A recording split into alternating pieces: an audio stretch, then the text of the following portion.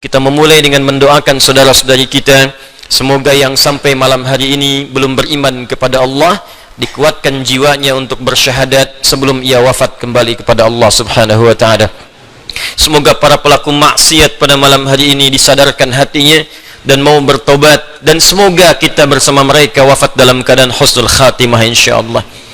Dan kita juga berdoa semoga segala ujian, khususnya penyakit yang tengah kita hadapi bersama saat ini, COVID-19 atau yang dikenal dengan Corona, diberikan kekuatan kita semua untuk menghadapi musibah ini. Khususnya saya ingin menghimbau kepada siapapun kita semua, ada dua hal yang penting kemudian kita maksimalkan terkait dengan kondisi kita, erat kaitannya dengan virus Corona yang sedang kita hadapi saat ini. Yang pertama, kita mesti sadar bahwa anatomi tubuh manusia itu terdiri dari 3 bagian. Ini yang diinfokan dalam Al-Quran. Ada fisik, jasad, ada akal, ada roh. Ingat betul ini. Mungkin yang dipelajari di biologi, di kedokteran, itu hanya fokus kepada fisik saja. Anatomi fisik. Yang dipelajari di pengetahuan, anatomi akal. Sedangkan roh, tempatnya bukan di pelajaran formal, tempatnya bukan di bidang kesehatan fisik. Ini terkait dengan nilai-nilai spiritual. Sedangkan penyakit biasanya menghantam pada 2 di antara 3 ini. Kalau bukan pada fisik, maka dia menghantam pada roh. Itu yang saling terkait, berkelindan. Kalau penyakit akal, biasanya sifat penyakitnya datang dengan sifat malas. Malas baca, malas belajar, ya, malas mengkaji. Itu penyakit akal. Karena setiap bagian anatomi tubuh ini butuh masukan. Dia harus punya karbohidratnya, punya proteinnya, punya vitaminnya, butuh masukan supaya dia berkembang dan kuat. Ya, fisik kita butuh makan. Maka turun ayat-ayat dalam Al-Quran seperti apa mengarahkan fisik untuk mendapatkan masukan-masukan yang terbaik untuk fisik. Quran surah kedua misalnya ayat 168, ayat 172, ya, dan turunan-turunan yang lainnya. Kata Allah, ya ayyuhan nasu kulu mimma fil ardi halalan thayyiba. Hai semua manusia, jaga fisikmu, cari makan dengan baik. Tak semua yang diinginkan mesti dimakan. Cari yang engkau butuhkan, membuat fisikmu sehat dengan cara yang legal. Jadi kalau tips Al-Quran ingin badannya sehat, badannya kuat, maka kata Allah diantaranya, apa fungsinya? Diturunkan ayat, kata Allah, tidak semua yang diinginkan mesti dimakan. Yang menyehatkan itu yang dikonsumsi. Tapi cari dengan cara yang benar. Jangan sampai Anda dapatkan dengan cara yang menyimpang. Kebutuhan fisik. Akal juga sama. Dia butuh masukan, butuh nutrisi. Tidak diberikan nutrisinya, maka akan tumpul bagian dari otak kita. Maka lemahlah kemudian cara berpikir seseorang, sulit mendapatkan pengetahuan. Apa makanan? Dia turun ayat. Quran surah 96 ayat pertama. Iqra bismi rabbikal ladzi khalaq. Membaca bagian dari nutrisi akal. Turun ayat tentang mencari pengetahuan dengan cara yang benar. Quran surah ke-58 ayat 11. Yarfa'illahu alladhina amanu minkum walladhina utul ilma darajat. Allah akan mengangkat derajat seseorang ketika dia memenuhi bagian-bagian kebutuhan hidupnya. Tingkatkan imanmu. Yang kedua, tambahkan pengetahuan. Quran surah ke-9 ayat 122. Wa ma kana al-mu'minuna liyanfiru kaffah falawla nafara min kulli firqatin minhum ta'ifah liyattafaqahu fid din wa liyunziru qaumahum idza raja'u ilaihim la'allahum yahdharun. Kata Allah, ya belajar sampai paham, sampai mengerti. Kalau sudah pandai, balik ke kampung masing-masing, ajarkan orang di kampung supaya mendapatkan pengetahuan yang serupa. Nutrisi terkait akal. Roh tidak banyak dipelajari. Sejak zaman Nabi, orang bertanya pada Nabi SAW, Muhammad, apa esensi roh? Bagaimana sifatnya? Bagaimana bentuknya? Apa nutrisinya? Turun Quran surah ke-17 ayat 85 untuk menjawabnya. Yas'alunaka 'anir ruh. Qulir ruhu min amri rabbi wa ma utitum minal ilmi illa qalila. Muhammad SAW, mereka semua banyak bertanya kepadamu tentang esensi roh. Katakan pada mereka, roh itu urusanku. Semua infonya hanya dimiliki Allah Subhanahu wa ta'ala. Dan kalian tidak diberi pengetahuan kecuali sedikit. Sedikit untuk urusan fisik, silahkan. Ya, gali analisis terkait tentang fisik, bedah. Dapatkan kebutuhannya, teliti bagian-bagiannya, dapat kita infonya. Tentang akal silahkan temukan, kreasi. Dapatkan ciri-ciri pengetahuan yang baru, bidang-bidangnya, turunan-turunannya. Tapi roh, kata Allah, hanya aku yang tahu nutrisinya. Maka diturunkanlah kemudian nutrisi roh untuk menguatkan nilai spiritual seseorang yang bisa menguatkan fisik dan akalnya. Awas, hati-hati ya. Kalau fisiknya sakit, tapi rohnya sehat, itu boleh jadi daya tahan tubuhnya semakin kuat. Dalam arti, bisa jadi, walaupun fisiknya kurang sehat, tapi rohnya kuat, dia bisa menjalani kehidupan dengan baik. Tapi kalau rohnya sakit, walaupun fisiknya terlihat sehat, sesungguhnya dia dalam keadaan selemah-lemahnya dalam beraktivitas. Nanti kita akan buktikan. Ya, apa nutrisinya? Ibadah. Karena itu tidak ada nutrisi terbaik bagi roh kecuali ibadah. Untuk itulah kita diperintahkan sholat, diperintahkan mengaji, diperintahkan puasa, diperintahkan baca Al-Quran, diperintahkan tahajud. Apa esensinya? Untuk memberikan masukan kepada roh. Berikan makanannya supaya dia sehat. Berikan makanannya supaya dia kuat. Apa kaitan dengan kondisi saat ini? Dari hal yang saya paparkan ini, teman-teman sekalian, maka kita bisa bersama-sama menghadapi, ya, maaf, musibah yang tengah kita alami saat ini dengan virus corona. Kita bagi pada dua bagian. Pertama, secara fisik, rujuk Kementerian Kesehatan. Bagaimana informasi dari pemerintah yang disampaikan kepada kita, kita ikuti itu. Ya. Maaf, perilaku hidup yang sehat. Ya, kemudian cari makanan yang dibutuhkan yang kuat, hindari begini begitu, tipsnya kita ikuti karena itu ikhtiar. Ya, ikhtiar secara fisikal yang kita bisa ikuti pedoman-pedomannya. Tapi ada bagian juga yang sangat penting yang terkait dengan pedoman roh. Karena sekuat-kuatnya fisik, kalau rohnya lemah, maka akan berpengaruh pada ketahanan fisiknya. Saya beri contoh sederhana begini. Fisiknya kelihatan sehat, tidak ada luka, nggak ada masalah, cuma rohnya sakit. Jadi hati, dengki, perasaan pesimis, perasaan tak enak hati, itu ketika terjadi menimpa roh, dampaknya pasti akan hadir ke fisik. Sakit iri hati, hatinya rohnya yang sakit, fisiknya kuat. Tapi makan jadi nggak enak. Ketemu orang jadi nggak nyaman. Tidur jadi nggak enak, terbawa ke fisik. Sebaliknya penyakit fisik, kalaupun rohnya bagus, fisiknya kena penyakit, tapi tetap beraktivitas akan tetap semangat. Nabi Ayyub itu kan serangan fisiknya kuat. Tapi karena kondisi rohnya kuat, untuk ibadah pun luar biasa. Baru saat kondisi penyakit mengganggu kepada ibadahnya, baru mohon kepada Allah Subhanahu wa Ta'ala diberikan kesembuhan. Baik. Karena itu, terkait dengan ini, saya ingin memberikan pendekatan-pendekatan spiritual, bagaimana kita bisa menguatkan roh, sehingga daya tahan tubuh kita untuk terbantu, ya, bisa menguatkan diri, dan setidaknya membangun kepercayaan diri, agar kita tetap beraktivitas dengan sempurna dan sebaik-baiknya.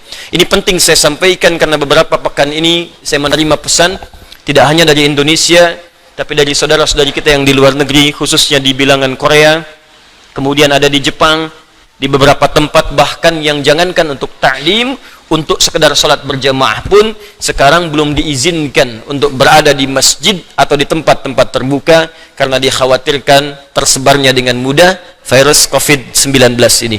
Ya, kita turut mendoakan insyaallah semoga Allah ringankan, mudahkan dan hilangkan, ya, penyakit yang dimaksudkan sehingga memudahkan saudara-saudari kita untuk beribadah kembali dengan baik. Ya, kemudian yang kedua saya ingin ajarkan zikir dalam Al-Quran yang bisa menguatkan roh tatkala dilanda penyakit-penyakit semacam yang kita hadapi pada saat ini. Satu, jika kita tidak tertimpa dengan penyakitnya, tapi khawatir itu hadir di lingkungan kita, maka diajarkan doa oleh Al-Quran terkait doa yang pernah dibacakan Nabi Ibrahim alaihissalam. Salah satunya terdapat di Quran surah ke-26 Asy-Syu'ara ayat ke-80. Wa idza maridtu fahuwa yashfin. Wa idza maridtu fahuwa yashfin. Singkat, padat. Wa idza maridtu fahuwa yashfin. Kalaupun aku sakit, apapun penyakitnya, pasti Allah akan menyembuhkan. Saya ulang ya. Wa idza maridtu fahuwa yashfin. Kalaupun aku ditimpa penyakit, apapun penyakitnya, pasti Allah sembuhkan. Ini bentuknya fi'il madhi tapi maknanya mudhari'. Das ya? Kalaupun aku sakit, wa idza kalau ketemu fi'il madhi maknanya mudhari. Sebaliknya mudhari ketemu dengan iz maknanya madhi. Iz yaqulu iz misalnya iz bertemu dengan fi'il mudhari maknanya madhi. Tapi kalau fi'il madhi bertemu dengan idza ya itu maknanya mudhari, akan, belum kejadian. Ya, belum kejadian. Jadi kalau Anda khawatir dengan hal-hal demikian, kata Al-Qur'an tetap optimis. Tetap semangat. Ya, jadi kalau ada penyakit, ada apapun di sekitaran kita, jangan sampai berhenti beraktivitas. Kalau menjadi epidemi, jadi wabah, kata Nabi, lakukan karantina. Benar yang dikerjakan sekarang. Yang sakit jangan datang ke tempat-tempat perkumpulan, jangan keluar dari wilayah, kata Nabi, tinggal di situ. Yang tak sakit jangan berkunjung ke situ. Nah, itu perintah yang Nabi sampaikan ketika menjadi kepala negara. Maka kalau sekarang kepala negara atau lewat kementerian menginformasikan, jangan dulu orang asing masuk ke sini. Atau yang kena penyakit jangan berbaur. Nah, itu bagus, kita ikuti. Ikuti. Sekarang DMI, Dewan Masjid Indonesia, memberikan pengumuman, ada 6 poin di situ. Kita ikuti dengan baik. Ya, jadi kalau yang sedang sakit, sedang flu, batuk-batuk dan sebagainya, dirasakan bisa menular misalnya, maka tinggal di rumah. Sholat. Ya, jangan berbaur dulu, khawatir menular. Itu standar dalam hadis Nabi. Itu biasa. Tapi kalaupun Anda misalnya berhadapan dengan orang-orang dan belum tahu bagaimana penyebarannya, tindakan preventif penting, silakan mau pakai masker yang lain. Tapi keyakinan perlu dibangun. Kata Allah, wa idza maridtu fahuwa yashfin. Yakin. Ingat, ajal tidak terkait dengan penyakit. Ajal itu terkait dengan maut. Ingat baik-baik. Ajal terkait dengan maut, bukan dengan penyakit. Ya, belum tentu Anda ditimpa penyakit langsung meninggal, belum tentu. Karena banyak orang sehat pun wafat seketika. Jadi gak ada kaitan penyakit dengan kematian. Ingat ya, kematian terkait dengan ajal. Quran surah ke-7 ayat 34. Walikulli ummatin ajal. Setiap umat ada batas waktu hidupnya. Fa idza jaa ajaluha la yastakhiruna sa'atan wa la yastaqdimun. Kalau sudah tiba ajalnya, maka tak bisa Anda mohon dimajukan, tak bisa pun dimundurkan. Nah, ayat ini ingin mengatakan, sudah kalau mau itu urusan Allah. Mau dengan kematian, mau dengan maaf, mau dengan penyakit, mau dengan yang lainnya, kalau tiba ajal yang meninggal. Kalau belum tiba, yang akan wafat. Makanya nggak usah terpikir bunuh diri, nggak ada kerjaan. Ya. Minum baygon misalnya 1 kontainer, ya. Kalau belum tiba ajalnya nggak akan wafat. Ya, jelas ya. Dan kalaupun sedang sakit, jangan dikait-kaitkan dengan kematian. Mungkin yang nengok meninggal duluan. Bisa jadi begitu. Atau dokter yang mengobati wafat duluan. Mungkin terjadi. Karena itu kalaupun Anda kemudian misal ada vonis dari dokter, Anda terkena, Anda suspek, Anda macam-macam, tidak, jangan simpulkan dengan hal-hal yang kecil dulu. Ketika Anda simpulkan, dekatkan dengan kematian, justru itu akan menurunkan imun Anda sehingga kekebalan tubuh itu semakin menurun. Kuatkan. Ya, wa idza maridtu fahuwa yashfin. Kalaupun saya sakit, Allah pasti akan sembuhkan. Tapi jaga diri baik-baik dengan hal-hal yang tadi diisyaratkan. Yang kedua, kalau Anda terkena penyakitnya dan divonis menjadi bagian dari ahli penyakit itu, misal yang sekarang terkena misalnya kena corona atau kena yang lain, kena cancer, kena macam-macam, maka Allah ajarkan zikir yang selanjutnya yang bisa Anda bacakan, tapi tolong dibacakan dengan penuh keikhlasan dan permohonan kuat kepada Allah Subhanahu wa taala. Saya akan gabungkan 3 surah sekaligus. Insyaallah kalau Anda bacakan dengan benar, di situ ada janji dari Allah seperti Allah janjikan kepada Nabi Ayub, penyakit apapun selain kematian Allah akan berkenan menyembuhkannya. Pertama, saya urutkan dulu dari urutan ayatnya. Quran surah ke-17. Quran surah 17 Al-Isra. Ayat 82. Sudah? Ayat 82. Disambungkan ke Quran surah ke-21 Al-Anbiya. Ayat 83 sampai 84. Nanti saya bacakan ayatnya. Terakhir ditutup dengan Quran surah pertama Al-Fatihah ayat 1 sampai 7. Quran surah ke-17 Al-Isra ayat 82. Quran surah ke-21 Al-Anbiya ayat 83 sampai 84 dan ditutup dengan Quran surah Al-Fatihah ayat 1 sampai ayat 7. Sekarang perhatikan baik-baik. Awas, ini bukan ilmu takatik ya. Ini isyarat Al-Quran. Wa nunazzilu minal Qur'ani ma huwa shifaa'un. Ini poinnya. wa rahmatul lil mu'minin wa la yazidul zalimina illa khasara. Wa nunazzilu minal Qur'an, dan kami turunkan dari ayat-ayat Al-Qur'an itu ma huwa shifaa'un, ada yang bisa menjadi syifa. Apa itu syifa? Obat. Apa itu obat? Syifa. Ibu syifa, ibu obat. Baik. Obat penawar itu ada dua nama. Seperti penyakit pun ada dua nama. Satu, obat bagi penyakit fisik yang standar, disebut dawa namanya, dawaun. Penyakitnya daun, obatnya dawaun. Ya, ada riwayat mengatakan likulli da'in dawaun. Setiap penyakit pasti ada obatnya, kecuali kematian. Ya, kecuali kematian. Selain kematian, kata Nabi, ada obatnya. Ya, kalau kita mau kreatif, kita dapatkan analisis, dapatkan hadis. Ya, likulli da'in dawaun. Da itu penyakit fisik. Ya, pusing, sakit perut, sakit gigi, macam-macam. Kata Nabi, Anda kreatif, dapat obatnya. Obat untuk fisik ini disebut dawa namanya. Ada yang kedua, disebut dengan maradun. Maradun. Marad itu lebih kepada penyakit hati, penyakit jiwa, roh. Ini Quran surah kedua Al-Baqarah ayat 10, fi qulubihim marad fazadahumullahu marada. Ada orang-orang munafik yang kena penyakit, fisiknya sehat, kuat, ke masjid nomor 1, saf pertama dia, cuma di hatinya ada penyakit. Ya, masuk masjid nyanjung Nabi, keluar masjid mencela Nabi. Nah, itu penyakit, hati-hati. Masuk masjid nyanjung-nyanjung, keluar mencela-cela. Di depan berkata baik, di belakang menjelek-jelekan. Ah, itu sakit. Nah, itu sakit tuh. Ya. Apa penyakitnya? Marad. Obat penyakit hati ini, maka namanya bukan dawa, tapi disebut dengan syifa. Syifa. Syifa'un. Tahan, pelan-pelan. Jikalau ada orang iri hati, orang dengki, mohon maaf, orang terkena penyakit hati yang lainnya, maka obatnya tidak akan pernah ditemukan di apotek atau di rumah sakit tertentu. Silahkan Anda datang ke Kimia Farma, datang ke apotek-apotek yang Anda dapatkan di sekitaran, Century dan sebagainya. Tanyakan, ada nggak obat penyakit hati? Ada nggak obat iri hati? Ada nggak obat dengki? Nggak akan ditemukan. Kenapa? Karena mereka khusus menangani penyakit-penyakit fisikal, disebut dengan daun. Tapi kalau syifa, maka ini erat kaitannya dengan penyakit yang pertama ini, penyakit hati.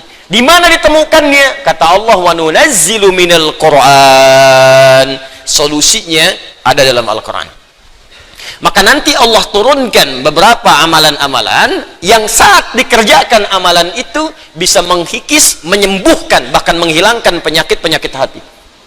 Cari ayatnya. Maka Anda akan temukan kalimat-kalimat dalam Al-Quran, ayat-ayat bimbingan.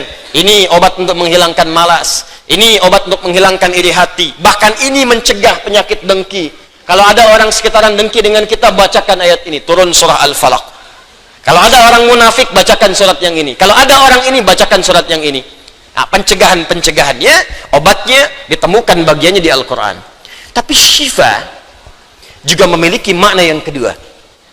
Dia adalah obat bagi penyakit fisik yang sudah sulit ditemukan obat dan penawarnya.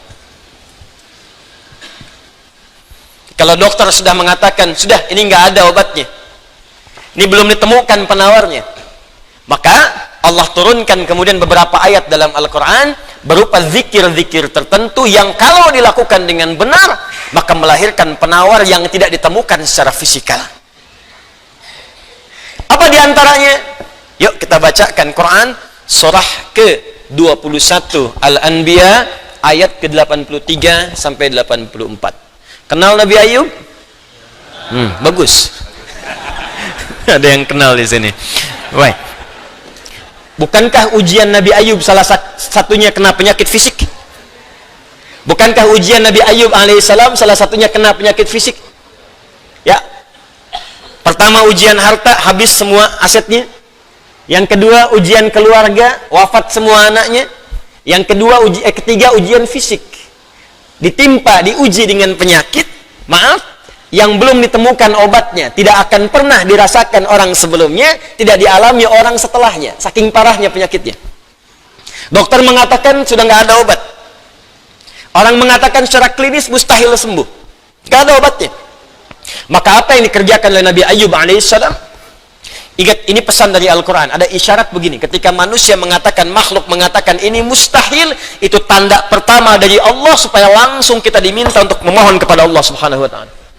Jadi kalau ada orang mengatakan ini nggak bisa, itu langsung tanda langsung dari Allah supaya tinggalkan pendapat makhluk, minta kepada Khalik. Itu poinnya. Makanya seringkali ujian penyakit itu diantaranya mendorong kita untuk mendekat kepada Allah. Jadi kalau Anda diberikan penyakit sampai parah, nggak menyebut nama Allah juga, perlu dikasih apa lagi supaya ingat sama Allah? Jadi kalau diberikan yang paling parah, nggak sempat menyebut nama Allah juga, Anda perlu dikasih apa lagi? Karena itu seringkali ujian itu, kata Nabi, jika Allah mencintai seorang hamba, diberikan ujian supaya dekat dengan Allah. Innallaha idza ahabba 'abdan ibtala. Allah itu kalau sudah cinta dengan seorang hamba, diberikan ujian supaya ingat, nyebut. Mungkin sebentar lagi wafat, sebut nama Allah, dekatkan diri dengan Allah. Makanya, maaf ya, nikmat kesehatan itu berharga ketika sakit. Ya, syukur nikmat itu datang ketika sakit. Peningkatan ibadah hadir ketika sakit. Begitu diuji, ingat Allah. Nah, ini yang dikerjakan Nabi Ayub alaihissalam. Begitu penyakitnya sudah mulai mengganggu beliau ibadah, maka perhatikan zikirnya. Amalkan ini, bacakan dengan penuh ketulusan. Wa Ayyuba, dan kami buka kisah Ayub alaihissalam. Idnada rabbahu anni massani yadurru wa anta arhamur rahimin. Ini zikirnya. Anni massani yadurru wa anta arhamur rahimin. Anda boleh bacakan dari sini. Ya, anni massani yadurru wa anta arhamur rahimin. Allahumma anni massani yadurru wa anta arhamur rahimin. Allahumma anni massani yadurru wa anta arhamur rahimin. Dalam tahajud Anda mohon kepada Allah. Yang divonis misalnya matanya sulit sembuh, yang divonis misalnya ini penyakit gak mungkin sembuh, yang divonis cancer macam-macam, minta Allahumma anni massani yadurru wa anta arhamur rahimin. Ya Allah, penyakit ini sudah mulai mengganggu saya untuk bisa fokus ibadah kepadamu. Ini kuncinya. Jadi kalau bacakan ayat ini, arahkan ke kepentingan ibadah, jangan cuma minta sembuh. Sebab yang pengen sembuh pun banyak. Jangankan Anda, yang lain pun pengen sembuh. Apa motivasinya supaya Allah cepat sembuhkan kita? Maka dekatkan kesembuhan itu pada kepentingan ibadah. Minta, ya Allah saya pengen sholat. Berikan kesembuhan pada kaki saya untuk bisa melangkah. Ya. Ini peserta karantina Al-Quran, mungkin sebentar lagi akan datang kisahnya. Ada salah satu matanya yang nggak berfungsi. Divonis nggak bisa melihat. Nggak bisa melihat salah satunya. Dia ikut karantina. Dia baca Quran dengan tulus. Dia berdoa kepada Allah. Sekitar 2-3 hari yang lalu, tiba-tiba dia masuk kamar mandi, dapat cahaya, terbuka, melihat semua. Sekarang matanya bisa melihat normal dua-duanya. Minta, Allahumma anni massani yadurru wa anta arhamur rahimin. Sebentar.